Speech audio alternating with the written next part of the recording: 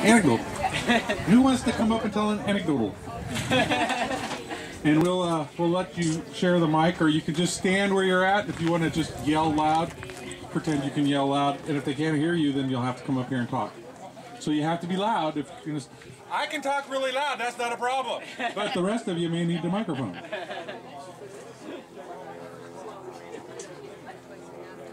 Anybody want to come up? Here we go. Okay. Terry's always good at breaking the ice.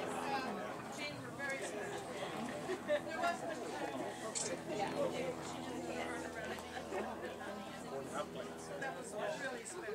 And Jim always had a smile on his face. He always wanted to teach people and help them.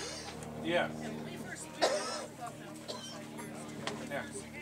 boy, you know, and any new member, he wanted to teach them. Thank you. Okay, you may. I would say the same thing that Diane said. They were both really friendly. When we first came to the club, Jean would walk in and make you wear a name and then call you by that name. And the next time she saw you, she'd call you by your name, and so you felt guilty and you wanted to learn everybody else's name too. And I think the fact that when most people come to one of our Faceting Club meetings and someone comes up to greet them and says hi, we can say thanks to Jean Hoshin for that. And then Jim, I mean, teaching, faceting, that's what he did all the time, day in and day out, day after day. And I know because Hayden asked him questions over and over and over. He'd call and Hayden would say, Jim, I have some questions.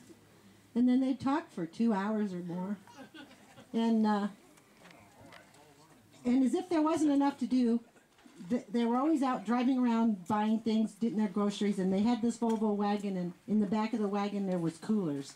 And because they had to get their groceries at Trader Joe's and then put the food in the cooler so that they could stop in at Tebow's for 4 or 5 hours and sit there and talk to all the waitresses and the cooks and everything. So you couldn't have asked to meet a nicer bunch of people that were outgoing and friendly and welcoming and made you feel like you were important to everything. And that's how I always remember Jim and Jean. Who wants to be next? Terry, I'll take it. Karen. Unfortunately, I didn't know Jean, but I did know Jim very well. He was the most helpful man I've ever met. He offered to teach me at OMSI while demonstrating, and because I couldn't get into the class right away, and I really wanted to learn, and so he taught me. And I'm still faceting at OMSI. In fact, I just finished one last week. And this was the last design that Jim gave me, too. So I faceted in his honor, and it will be going up for auction in November for the guild also. So he the last time I had a faceting issue, he dropped everything and came out to the Canby Fairgrounds and sat with me until I could figure out what I was doing wrong on that stone, and that was just last October. And there's so many other times, but those are the ones that are just touch my heart so much. Thank you. Who's next? Keep talking. No.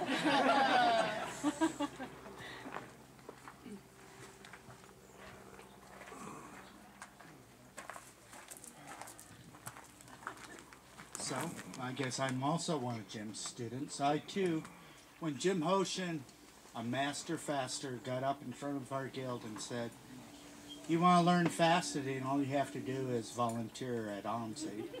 I volunteered at OMSI right away.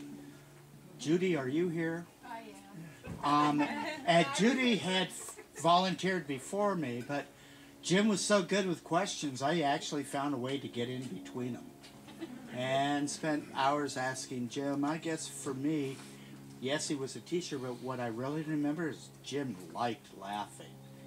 I'd tell him about a problem I was having, like cat scratches and stuff like that. I don't know why, but he always found that really funny. And just sit and laugh. So I look at, from the Fasteners Guild, I found a lot of people, when I grow up, I want to be like them. And Jim and Jean were one of those. And you don't want me to keep talking, so here, Alan. Yeah, I'll say something. You can probably hear me without that microphone, but I'll do it anyway. That way you don't have to turn up your hearing aids. I got to know Jim, too, at the Fasteners Guild. He was just, he inspired. He would put up fastening designs up on the, and say, challenge anybody cut this, and if you cut the stone and bring it back in, we'll critique it and let you know, not in a bad way, but in a good way, what you did good and what you need to improve on. And so I stepped up to that challenge, and he kept challenging me on many things, like maybe you'd like to demonstrate at OMSI. Maybe you'd like to get involved with the Portland Regional. Maybe you'd like to teach out at the Rice Museum, and many, many things. I live in Woodburn, so it was real handy for me to say, okay, Jim, how about we carpool and I'll come meet you or pick you up or at house or whatever. And my ulterior motive was I had him captive audience in the car, and I could drill him with questions. And it seemed like that 25-minute ride to OMSI wasn't fast enough, but I had times thought about taking a longer way just so I could ask him more questions. But he never ran out of answers. And if he got into an area where he had particular interest in it, he was not afraid to share his concern on that in a good way, and he was just real good at that. And if anything at all, he was just always so encouraging, wanting new people to come in and try it and not be afraid. It doesn't matter if you mess up, just come in and try it and learn. And over and over and over again, he would push that and inspire people, and he inspired me. And there was some very long discussions on how do you polish this stone, how do you polish that stone, different oxides, different, how do you do this? And he says, well, whatever works for you, but this is the way I do it. And he would never stop. And it was just a lot of fun knowing him, and you know, I'm going to miss him too. So who's next? Chris.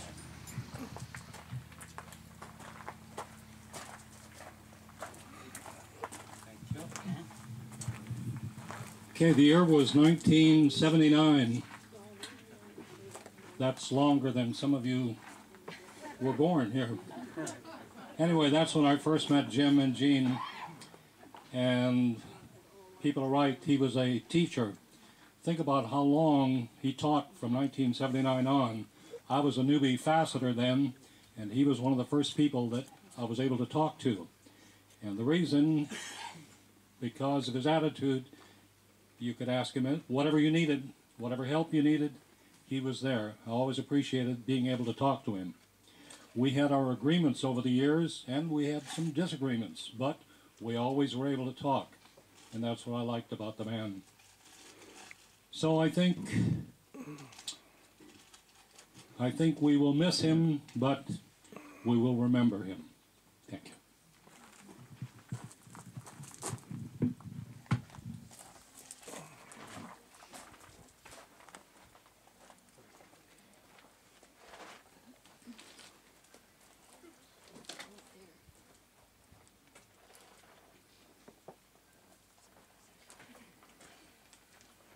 Okay, where's the mic? Right there behind the lemonade. Right on the table. There you go.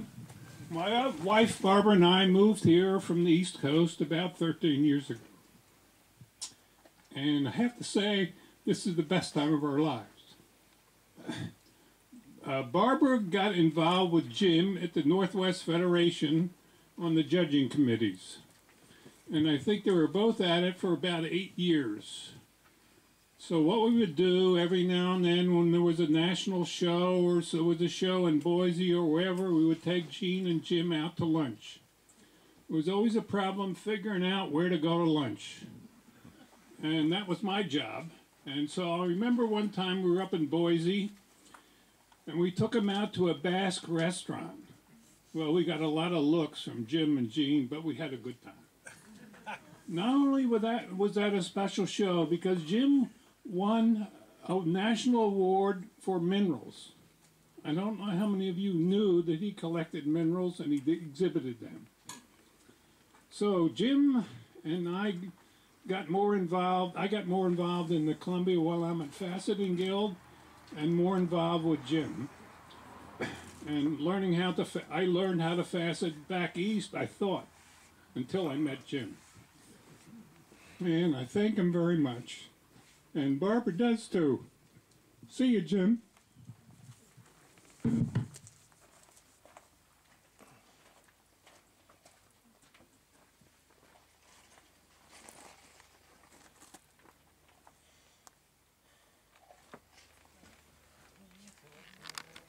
I kind of want to learn now.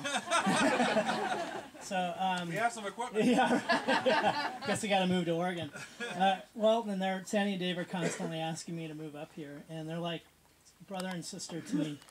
I come about it at a different angle. I met Sandy in Cincinnati, and then Dave, he would come up to hear performances, and then as fate would have it, they ended up in Rochester, New York.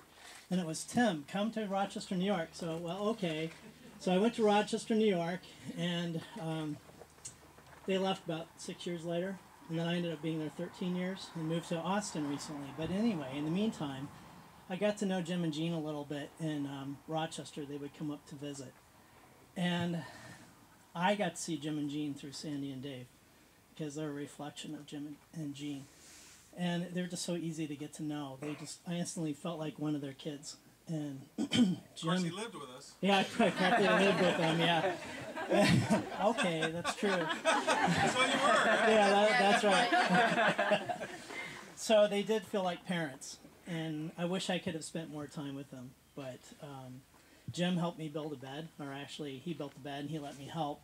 But he was kind of like the dad that, you know, I always wanted. You know, he just would, like everybody has said, you could ask him the dumbest question and he might laugh at you, but it was, you know, all in good fun, you know. But he taught me a lot. Jean kept treating me like one of her own. She would torment my dog. And they were just all around good people. I have nothing but wonderful memories, and I miss them too, even though I didn't get to spend a whole lot of time with them, but I'm glad to be here. Oh, I got to meet Kayla too. And Rob. Hi. Well, I know Jim and Jean through Sandy and Dave also. I've met Sandy and Dave when we were all at school at Portland State in the mid-80s, 1980s. It seems like eons ago for some of us. And so I got to know them over the years, but just sort of peripherally, and I have really sweet memories of going out to dinner at Fujin's, especially Fujin's, on Hawthorne with Jim and Jean, and just enjoying their company. They're just such lovely people. Sandy is very much an interesting blend of them, and yet her own person, very much her own person. And they were very sweet and loving people, and it's just lovely to hear all the stories about the faceting and different parts of their lives that I really didn't get to be a part of. So I'll miss them too.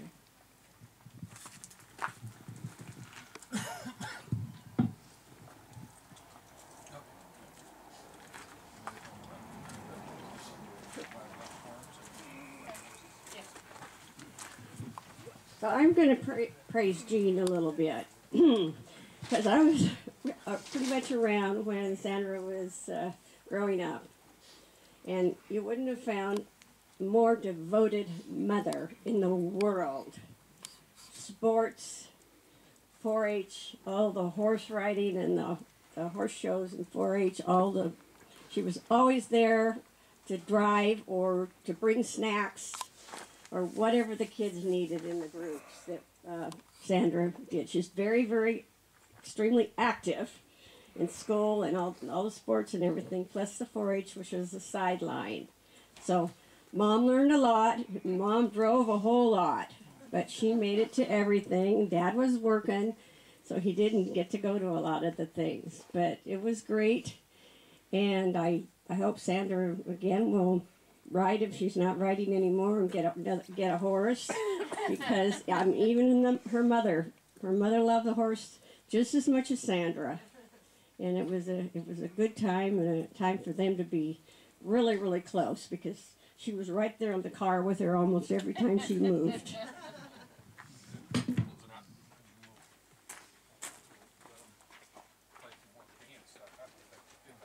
I got a story or two. So I'm the son-in-law. I probably got a million stories about the farm itself, but I was driving out with Jim one day, and he goes, "So we bought the farm for the property because Sandy wanted to ride a horse." Yeah. And it didn't matter about the house, all that stuff, because we could, just knock that over and we'll start over again. That was the plan. Of course, that never happened. But we did modify it quite a bit over the last 30 years, so 25 years.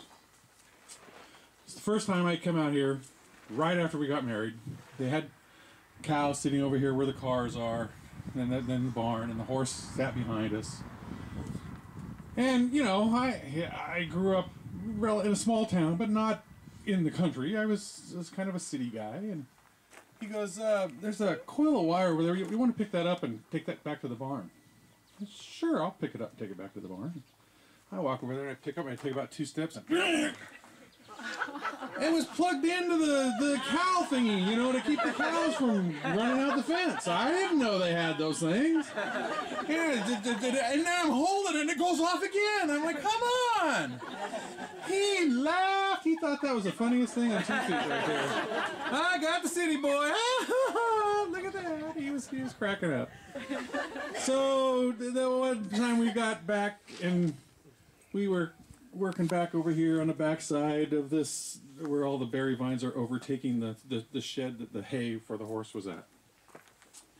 And he jumped over the fence, and Tank was out there, and he's petting Tank, and he grabbed something and fed him some berries or something. I don't know what it was. So he goes, "Oh, watch this, watch this."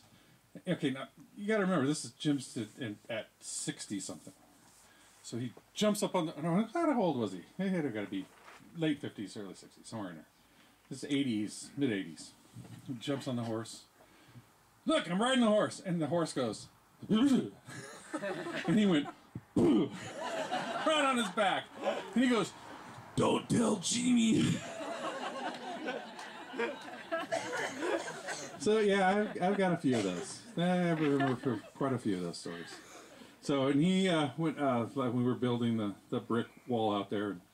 I installed had the fence, the gate installed, and he used to sit out here on the little deck we built and supervise. Move that one over there. Thank you. I'll move that brick that much. So yeah, we had a lot of fun. We had a lot of fun out here. And yeah, Jeannie had some fun things out here as well, and she would get me with a couple of things. I'd be picking up something. She'd go, "Oh, you can't throw that away." "Why?" "Well, that's an art project. My art project." "Okay." Put it back. She had some art projects that I didn't know about. But she was quite artistic, so worked out quite a bit. Please feel free to dance if the band so feels danceable music. Approach them. Feel free to wander again the property, enjoy the flowers and the weather and more pork. Please eat. Yes, and we're going to have some dessert coming up here. Some berry shortcake and chocolate cake and icy cream and pies and all sorts of good stuff. All sorts of good desserts and stuff. So please feel free, and welcome back to the stage, the Kung Pao Chickens.